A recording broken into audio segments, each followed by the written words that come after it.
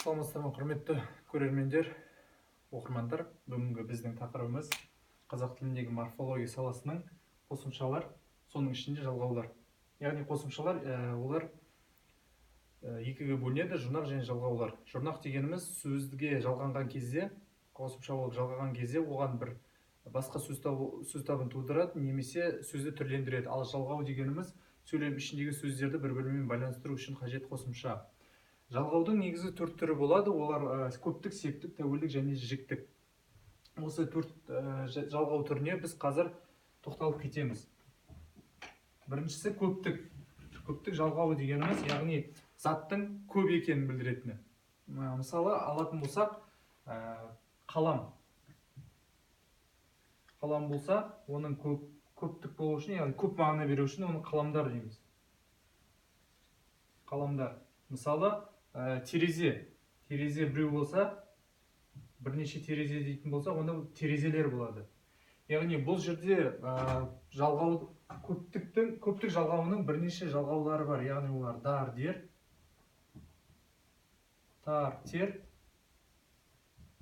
және де лар, лер. Бұл алты жалғаудың жалғану жолдары әртүрлі. Яғни мысалы қаламдар дегенде қарайтын болсақ, егер ол м дыбысына бітіп және соңғы буыны жуан болатын болса, ол қаламдар болады. Ал егер мына жерде қарайтын болсақ, терезелер дегенде егер ол е әрпіне бітіп және де жіңішке әріпке бітетін болса, буын соңғы буыны жіңішке болатын болса, онда жалғанатын қосымша да жіңішке болып келеді. Және де келесісі ол септік жалғауы.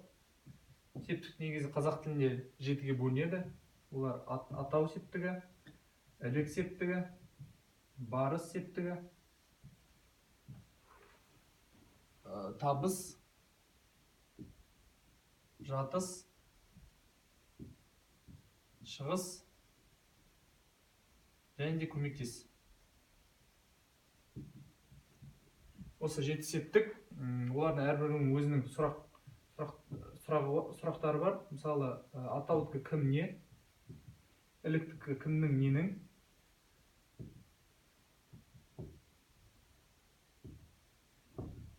барыстікі кімге, неге, табыстікі кімді, нені, жатыстікі кімде, неде, шығыстікі кімнен, неден,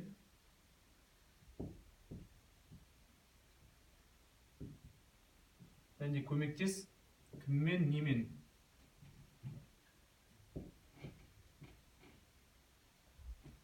Яғни осы жеті септік атау, оларды қалай ажыратамыз?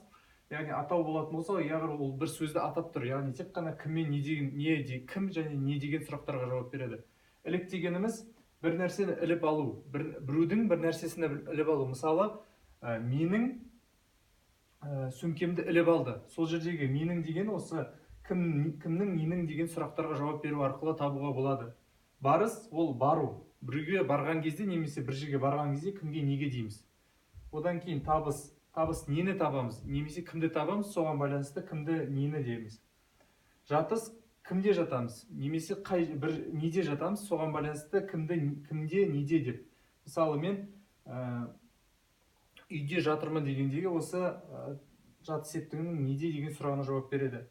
Шығыс септігі бір жерден шығып жатқан кезде айтылады. Мысалы, мен дүкеннен шығып жатырмын деген секілді. Неден деген, және де соңғысы көмектес. Көмектесті қалай ажыратуға болады? Оны біреумен бір затқа көмектесіп жатырмын деген секілді. Мысалы, мен Бексұлтанмен әжеге көмектесіп жатырмын. Бұл жерде осы кіммен көмектесіп жатырмын? Бексұлтанмен. Осы кіммен деген сұраққа жауап береді. Және де бұлардың өздерінің де әрбіреуінің жалғанатын жалғаулары бар. Олар мыңның, дың, және де тың.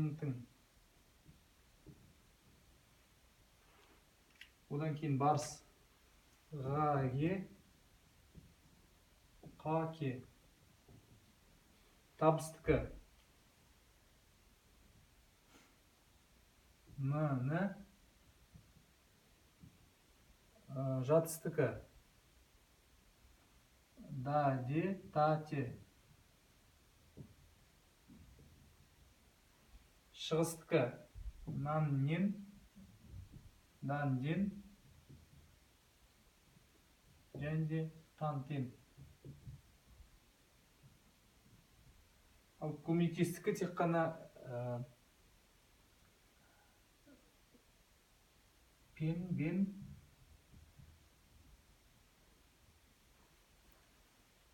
мен болады осылар. Келесі айтылатын жалғау түрі ол тәуелдік жалғауы. Тәуелдік жалғауы дегеніміз, яғни бір заттың бір адамға тәуелді екенін көрсетеді. Ол үшін біз бірінші жекеше және де көпше түрдегі жақ туралы айтамыз. Яғни бізде үш жақ болады, ол бірінші, екінші және де үшінші жақ. Және де соларға байланысты жекеше және көпше адамның санына байланысты. Жекеше деген бір адамға байланысты, мысалы тәуелді, менің қаламым маған тәуелді, сол үшін ол менің қаламым болады. Менің қаламым. Егер ол екінші жақтағы адамға тәуелді болса, мен оны екінші адамға айтамын. Бұл сенің қаламың деп. Бұл сенің қаламың. Сыпайы түрде сіздің қаламыңыз.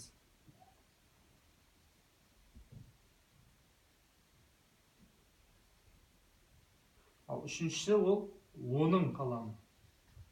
Яғни үшінші адам туралы айтатын болсақ, және ол сол адамға тәуелді болатын болса, қаламы, онда оның қаламы болады. Бірінші жақтың көпше түрі, яғни ол біз. Бұл зат, бұл қалам біздің қалам. Қаламымыз. Біздің қаламымыз.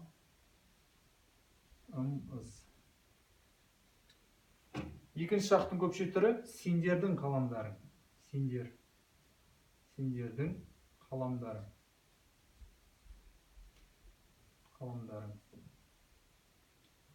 Көпше түрдің сыпайы түрі сіздердің қаламдарыңыз.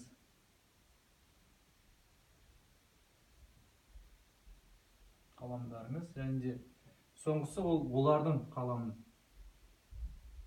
Олардың қаламы болады. Бұл жерде қаламы болады. Немесе қаламдары десек те болады. Қаламы, қаламдары. Бұл айтып кеткен тәуелдік.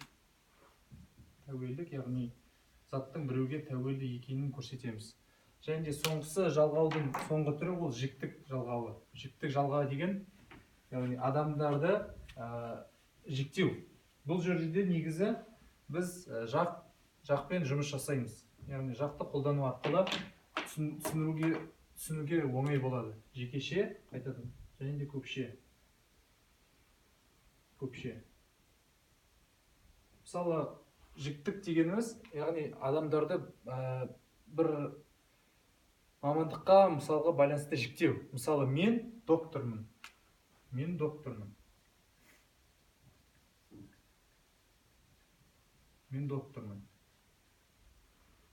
Сен мұғалімсің.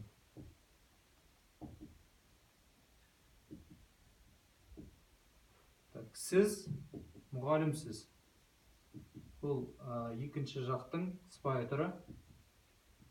Және үшінші жақ ол программист мысалға. Программист.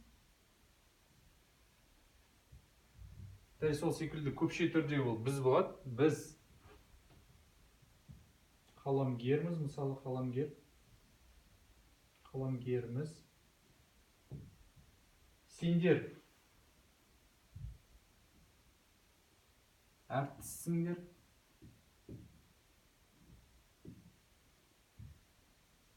сіздер әртіссіздер.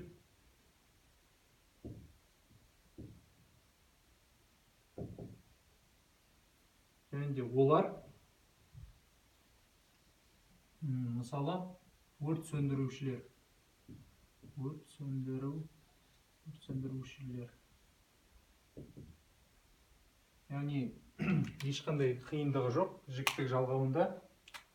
Жіктік жалғауы қалай жасалады? Біріншісі ол мен доктормын дегенде мың жалғау арқылы, астына мін деген жалғау болады. Егер осы мысалға түбір сөзіміздің соңғы буыны жіңішкеге бітетін болса, онда мін болады, ал жуанға бітетін болса мың. Сол секілді мысалы мына жерде сен мұғалімсің, бұл жерде жіңішкеге біткенсің сің, ал жуанға бітетін болса сың. Мұғалімсіз, мысалы докторсыз, сыз болады мына жерде. Яғни бұның бәрі жалғау. Тек соңғы буынның жуан жіңішкесіне байланысты бөлінеді. Ол программисте ешқандай болмайды. Яғни бұл жерде нөлдік формада. Біз қаламгеріміз, міз.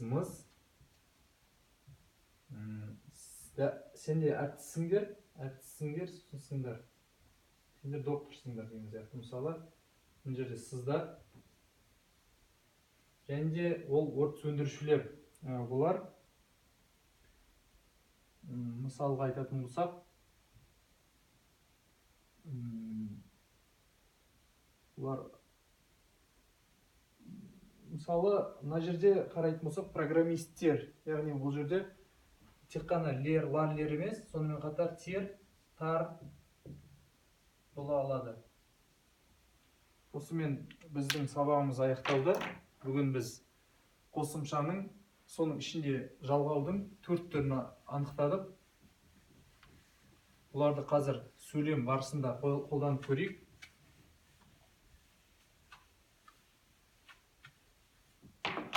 Мысалы, қысқаша мәтін жазатын болсақ, сен докторсың.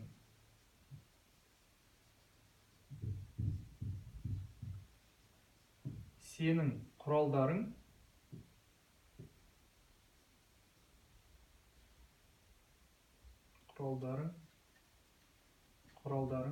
үстелде тұр.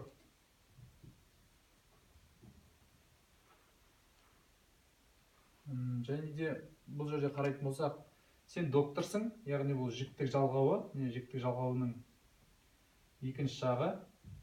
Одан кейін сенің, бұл жаңағы септіктің, ілексектігінің жалғауы. Құралдарың, бұл жерде біріншіден көптік жалғауы тұр, ал одан кейін қарайтын болсақ, құралдарың, яғни ол тәуелдік. Ол құралдардың осы адамға тиесілі екенін көрсетеді. Сондықтан құралдары және де үстелде қай жерде тұр, неде тұр. Сондықтан бұл жатыс септігінің жалғауы болып табылады. Назарларыңызға рахмет. Осымен біздің сабақ аяқталды.